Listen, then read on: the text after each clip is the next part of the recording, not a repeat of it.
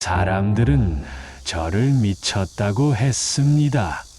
74세 한재요. 재산 500억 원의 대기업 회장이 하루아침에 모든 걸 포기했습니다. 언론들은 재벌가 스캔들, 황혼 이혼설, 침해설까지 온갖 추측을 했죠. 하지만 진실은 더 충격적이었습니다.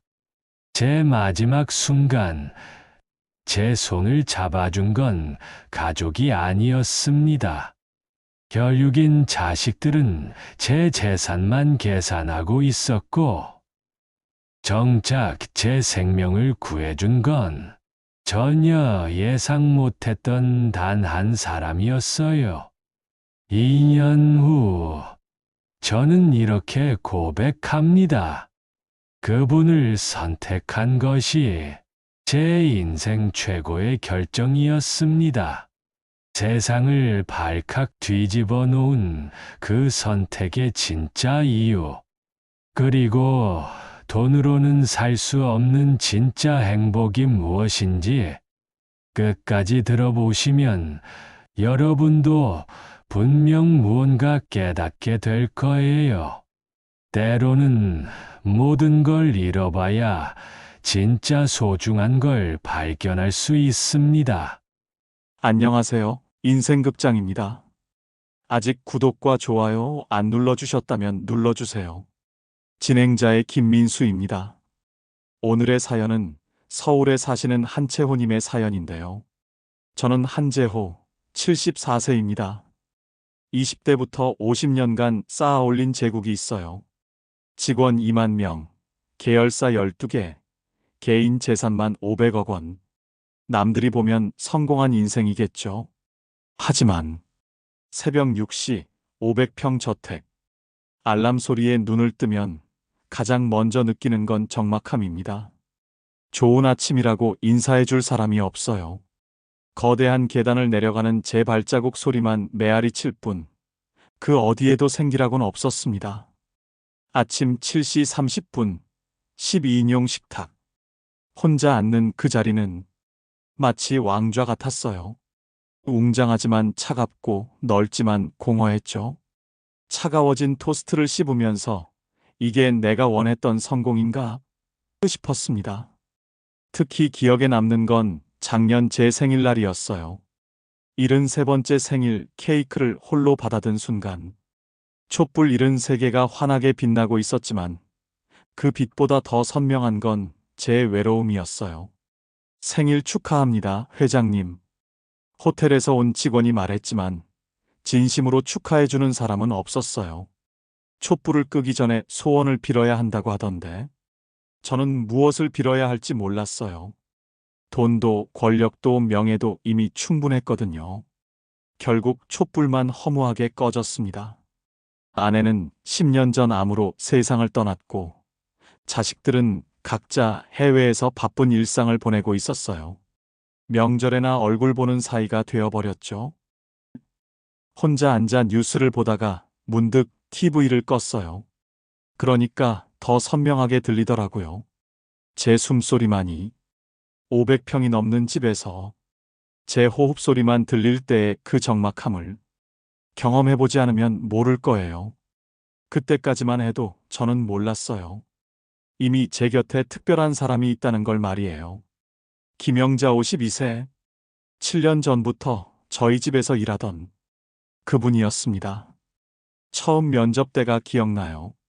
다른 지원자들은 자신을 어필하느라 바빴는데 영자 씨는 달랐어요. 회장님, 저는 말이 많지 않습니다. 그저 묵묵히 일만 하겠습니다. 그 약속을 7년간 지켜왔어요. 단 하루도 빠짐없이. 제가 일어나기 전에 이미 와서 집안을 정리하고 따뜻한 아침 식사를 준비해 두셨어요. 회장님, 식사 준비되었습니다. 그 간단한 한마디였지만 오랜만에 누군가 저를 위해 준비해 준 식사라서 왠지 마음이 따뜻해졌어요. 어느 가을날의 기억. 몸살기가 있어서 컨디션이 안 좋았는데 영자 씨가 제 얼굴색을 보더니 걱정스럽게 말씀하시더라고요. 회장님, 얼굴이 안 좋으세요? 몸살기가 있는 것 같은데. 그리고는 생강차를 끓여다 주고 소화 잘 되는 죽을 끓여주셨어요. 그때 깨달았어요. 언제부터인가 제 몸 상태를 이렇게 세심하게 살펴봐주는 사람이 영자 씨뿐이었다는 걸요. 자식들은 제가 입원해야 알 정도인데 영자 씨는 제가 조금만 컨디션이 안 좋아도 바로 알아차렸거든요. 중요한 계약건으로 밤늦게 일하고 있었는데 영자 씨가 조용히 문을 두드리더니 따뜻한 우유를 가져다 주셨어요. 회장님, 너무 늦게까지 일하시면 몸에 좋지 않아요.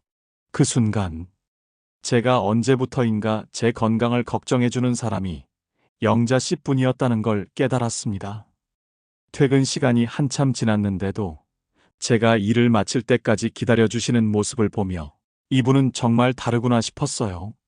직원들도 심지어 제 비서도 퇴근 시간만 되면 바로 돌아가는데 영자 씨만큼은 항상 제 일정에 맞춰 움직여 주셨거든요. 2년 전 12월 어느 밤, 제 인생을 완전히 바꾼 그 순간이었어요. 연일 계속된 과로로 몸이 한계에 달했지만 중요한 해외 계약건 때문에 새벽까지 서류를 검토하고 있었어요. 갑자기 가슴이 조이면서 숨이 가빠왔어요. 시야가 흐려지더니 그게 마지막 기억이었죠. 의식을 잃으면서 마지막으로 든 생각은 이렇게 혼자 죽는구나 였어요. 그런데 의식이 돌아오는 순간 제 귀에 들린 건 영자 씨의 목소리였어요. 회장님, 정신 차리세요. 제발. 그분이 제 손을 붙잡고 흔들고 계셨어요. 차갑기만 했던 제 인생에 처음으로 스며든 따뜻한 체온이었습니다. 괜찮습니다. 괜찮아요. 제가 여기 있어요. 그 순간 깨달았어요. 평생 처음으로 누군가 진심으로 제 안위를 걱정해 준다는 걸. 나중에 알았지만 영자 씨는 그날 평소보다 1시간 일찍 출근하셨다고 해요. 제가 너무 늦게까지 일하는 걸 봐서 걱정이 되어서였다고. 보호자세요? 라고 간호사가 묻자 영자 씨는 네, 가족입니다 라고 자연스럽게 대답하셨어요. 법적으로는 남남인데 그분은 주저없이 가족이라고 말해주신 거죠. 의사 설명도 대신 들어주시고 입원 서류도 정리해주시고 모든 걸 영자 씨가 해주셨어요.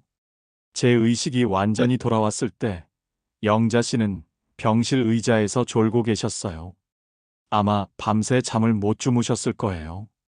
영자 씨, 제가 부르니까 깜짝 놀라시면서 일어나시더라고요.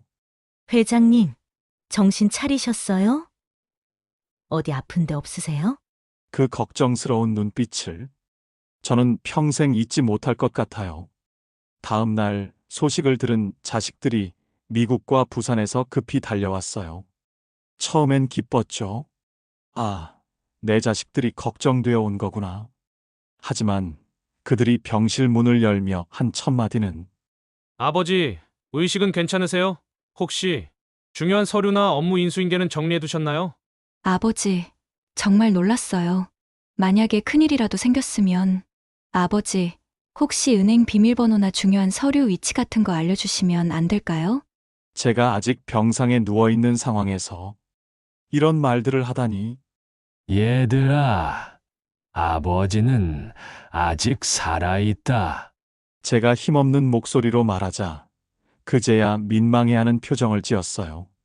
더 충격적이었던 건 그들의 위선적인 모습이었어요. 첫 번째 방문에서는 조심스럽게 접근했어요. 아버지 건강이 제일 중요하죠. 하지만 혹시 만약의 경우를 대비해서 회사 경영 문제도 생각해 봐야 하지 않을까요? 아버지, 저희가 도와드릴 수 있는 일이 있으면 언제든지. 그런데 세금 문제나 재산 관리 같은 것도 미리 준비해 두시면 좋을 것 같아요. 두 번째 방문에서는 좀 더 직접적이 되었어요. 아버지, 솔직히 말하면 회사 경영진들도 걱정하고 있어요. 아버지가 또 쓰러지시면 경영 공백이 생길 수 있어서. 아버지, 이번 일로 저희도 많이 생각해 봤는데 상속세 절약을 위해서라도 미리미리 정리해 두시는 게. 세 번째 방문에서는 아예 노골적이었어요. 아버지, 사업 승계와 재산 분할에 대해 진지하게 논의해야 할 시점이 온 것 같아요. 그러면서도 겉으로는 걱정하는 척했어요. 아버지 건강이 걱정되어서 하는 말이에요. 저희가 아버지 부담을 덜어드리려고 하는 거예요. 정작 한 번도 묻지 않은 질문들. 아버지, 외롭지 않으세요? 아버지, 많이 무서우셨죠? 아버지, 뭔가 필요한 건 없으세요? 그런 감정적인 부분에 대해서는 단 한 번도 물어본 적이 없었어요. 반면 영자 씨가 제게 처음 한 말은 회장님, 많이 무서우셨죠? 였거든요. 퇴원 2주 후, 자식들이 아버지를 위해서라며 변호사 사무실 방문을 제안했어요. 아버지, 이번 일로 정말 깨달았어요. 미리미리 정리해 두셔야 해요. 변호사 사무실 대형 회의실. 저는 상속 전문 변호사와 마주 앉았고 양쪽에 자식들이 앉았어요. 그리고 그 자리에 영자 씨도 함께 있었습니다. 제가 모시고 간 거였어요. 이제 가족 같은 분이니까요. 변호사의 설명이 시작되자마자 변호사 회장님 재산 규모를 고려했을 때 상속세가 상당할 것으로 예상됩니다. 미리 증여하시거나 재산 분할을 하시면 그때부터였어요. 자식들의 진짜 모습이 드러나기 시작한 게. 아버지, 회사 지분은 경영 효율성을 위해 제가 승계받는 게 맞을 것 같고, 부동산은 딸이 받고, 오빠, 그럼 나는 현금 자산을 더 받아야 공평하지 않을까? 부동산은 관리가 힘들잖아. 저는 그 모습을 보며 충격받았어요. 제가 살아있는데 벌써 재산 분할 계산을 하고 있었거든요. 더 가관인 건 서로 더 많이 가져가려고 은근히 경쟁하는 모습이었어요. 아버지, 제가 회사를 맡으면 더 큰 수익을 낼 수 있어요. 아버지, 저는 절약 정신이 있어서 재산 관리를 잘할 수 있어요. 그 순간 변화의 계기가 찾아왔어요. 변호사가 농담처럼 말했어요. 그런데 회장님, 혹시 특별히 도움을 받은 분이 계시다면 그분에게도 일부 유증을 고려해 보시는 건 어떨까요? 그러자 자식들의 표정이 순간 굳어졌어요. 아버지, 혹시 그런 사람이 있나요? 아버지, 그런 건 좀 신중하게 생각하셔야 해요. 나중에 문제가 될 수도 있고. 그때 제가 영자 씨를 바라보며 말했어요. 이분이 제 생명의 은인이십니다. 순간 회의실 분위기가 얼어붙었어요.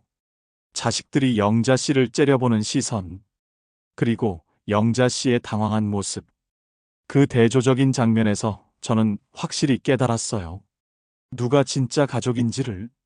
변호사 사무실에서 돌아온 그날 밤, 자식들이 저를 따로 불렀어요.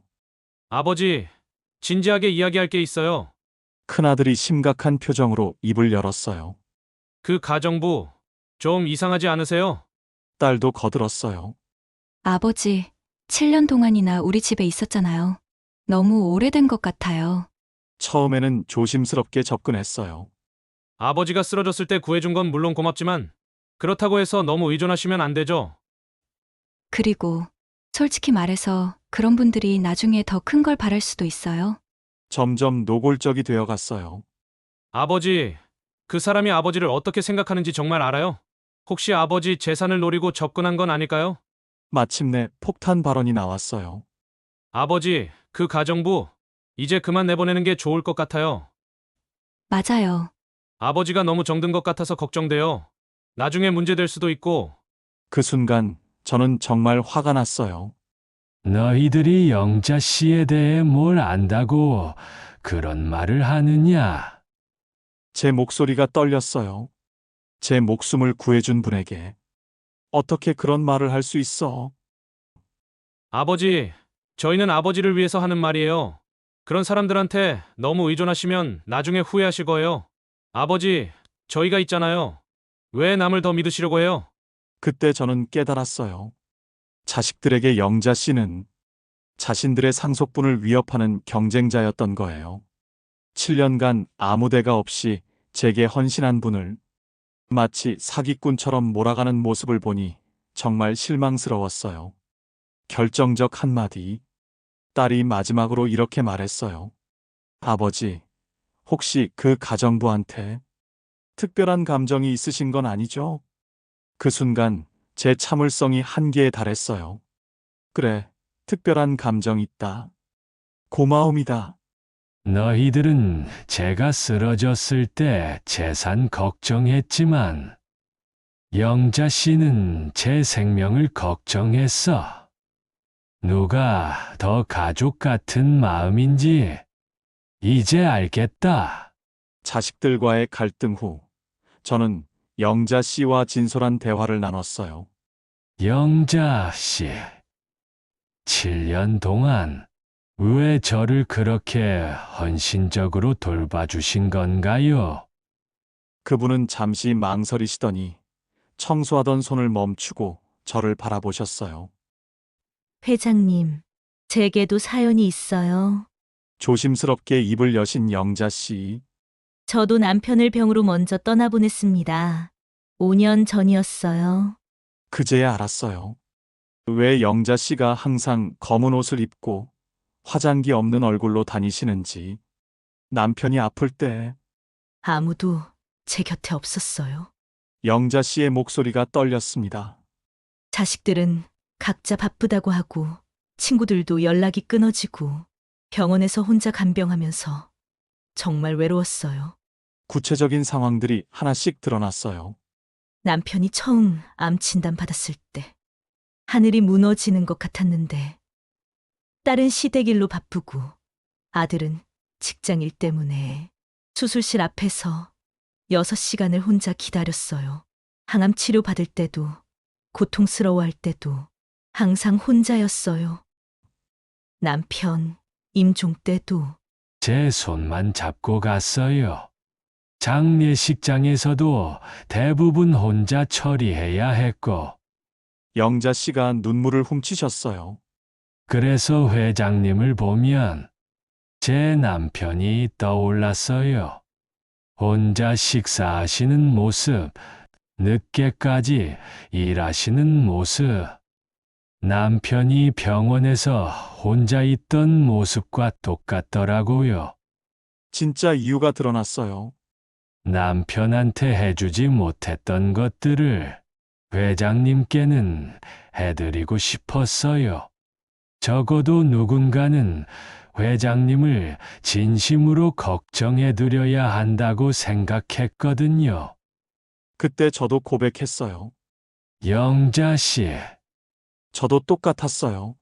성공했다고 하지만 정작 제 마음을 알아봐 주는 사람은 아무도 없었어요. 자식들은 제 재산에만 관심 있고 친구들도 제 지위만 보더라고요. 서로의 외로움을 이해하는 순간이었어요. 영자 씨가 해주신 그 작은 관심들. 회장님, 식사하셨어요? 감기 조심하세요. 그런 말들이 얼마나 큰 위로였는지 몰라요. 영자 씨도 눈물을 글썽이며 말씀하셨어요. 저도 회장님 곁에 있으면서 다시 사람 사는 맛을 느꼈어요. 누군가를 돌보고 걱정해드리는 게 이렇게 보람 있는 일인 줄 몰랐거든요. 그날 우리는 오랫동안 이야기했어요. 각자의 외로움, 상처, 그리고 서로에게 느꼈던 고마움에 대해서. 회장님, 자식분들이 저를 못마땅하게 생각하신다면 제가 떠날게요. 안 돼요. 진짜 가족이 누구인지 이제 알았어요. 영자 씨와의 대화 후 저는 인생 최대의 결단을 내렸습니다. 모든 재산을 정리하고 영자 씨와 함께 새로운 삶을 시작하기로 한 거죠. 먼저 회사 정리부터. 경영권은 전문 경영인에게 넘기고 제 지분은 단계적으로 매각했어요. 500평 저택도 매물로 내놓았습니다. 대신 시골에 30평 남짓한 전원주택을 마련했어요. 그리고 영자 씨에게 제안했습니다. 영자 씨, 저와 함께 조용한 곳에서 살면 어떨까요? 더 이상 고용주와 가정부가 아니라 서로를 의지하는 진짜 가족으로요. 영자 씨는 처음에 망설이셨어요. 회장님, 제가 그런 큰 결정에 끼어들어도 될까요? 영자 씨가 있어야 제 인생이 완성돼요. 소식을 들은 자식들은 발칵 뒤집혔어요. 미국에서 부산에서 급히 달려와서 아버지, 정신이 나갔습니까? 평생 벌어놓은 걸 다 버리고 겨우 가정부를 택하십니까? 아버지, 저희도 생각해보세요. 저희 가족은 아버지 재산으로 살아왔는데 그 말을 듣는 순간 제 마음이 더욱 단단해졌습니다. 역시 너희에게는 돈이 더 중요하구나. 아버지가 그 가정부한테 홀렸다고 소문날 거예요. 체면도 생각하세요. 우리 가족은 어떻게 되는 거예요? 저는 차분하지만 단호하게 대답했습니다. 체면, 내 평생 체면 때문에 살았는데, 이제는 내 마음대로 살고 싶다. 너희는 내 재산만 원했지만, 영자 씨는 내 마음을 원했다. 그 차이를 이제야 알겠구나. 앞으로는 너희 힘으로 살아라. 나는 나대로 내가 선택한 진짜 가족과 함께 살겠다. 그때 영자 씨가 조용히 말씀하셨어요. 회장님, 가족 간에 이런 일이 생기는 게 다 제 때문인 것 같아요. 제가 물러날게요. 영자 씨, 그런 말 마세요. 진짜 가족은 혈연이 아니라 마음으로 만들어지는 거예요. 그렇게 저희는 작은 전원주택으로 이사했어요. 500평 저택 대신 30평 남짓한 집이었지만 처음으로 집이라는 느낌이 들었어요. 이사하는 날 자식들은 오지 않았어요. 하지만 저는 후회하지 않았습니다. 오히려 홀가분했죠. 새 집에서의 첫 아침, 새소리에 눈을 뜨니 영자 씨가 마당에서 꽃에 물을 주고 계셨어요. 재호 씨, 일어나셨어요? 오늘 날씨가 정말 좋네요. 이제는 회장님이 아니라 재호 씨라고 부르세요. 서로 가족이 되었으니까요. 500평 저택과는 완전히 다른 일상. 함께 텃밭을 가꾸고 직접 기른 채소로 식사를 만들어 먹고 재호 씨, 오늘 딴 토마토로 샐러드 만들어 드릴게요. 영자 씨가 기른 토마토니까 더 맛있겠어요. 이런 작은 행복들이 예전에는 왜 보이지 않았을까요? 진짜 대화가 있는 식사 시간. 12인용 식탁에서 혼자 먹던 차가운 식사 대신 작은 밥상에 마주 앉아 소소한 이야기를 나눠요. 오늘 마을 이장님이 인사하러 오셨어요. 우리 동네 고양이가 또 마당에 놀러 왔네요. 이런 평범한 대화가 어떤 중요한 비즈니스 미팅보다도 소중해요. 마을 사람들의 반응. 처음에는 호기심 어린 시선들이 있었어요. 서울에서 큰 사업하던 부자가 모든 걸 버리고 가정부와 함께 산다더라. 하지만 시간이 지나면서 마을 분들도 우리의 진심을 알게 되었어요. 재호 씨하고 영자 씨. 정말 서로 아끼는 게 눈에 보여요. 나이 차이는 있지만 잘 어울리는 부부 같아요. 후회 안 하시냐고요? 저는 당당히 대답해요. 전혀요. 저는 억만장자일 때보다 지금이 훨씬 부자입니다. 왜냐고요? 돈으로는 살 수 없었던 진짜 마음을 얻었으니까요. 누군가 제 이름을 다정하게 불러주고, 제 건강을 진심으로 걱정해주고, 제가 슬플 때 함께 울어주는 사람, 그런 사람이 곁에 있다는 것. 그게 바로 진짜 부자의 조건이에요. 계절마다 달라지는 행복. 봄이면 함께 텃밭에 씨를 뿌리고, 여름이면 시원한 그늘에서 차를 마시고, 가을이면 수확한 채소로 김장을 담그고, 겨울이면 따뜻한 아궁이 앞에서 조용한 시간을 보내요. 영자 씨, 올해도 정말 고마웠어요. 저야말로요.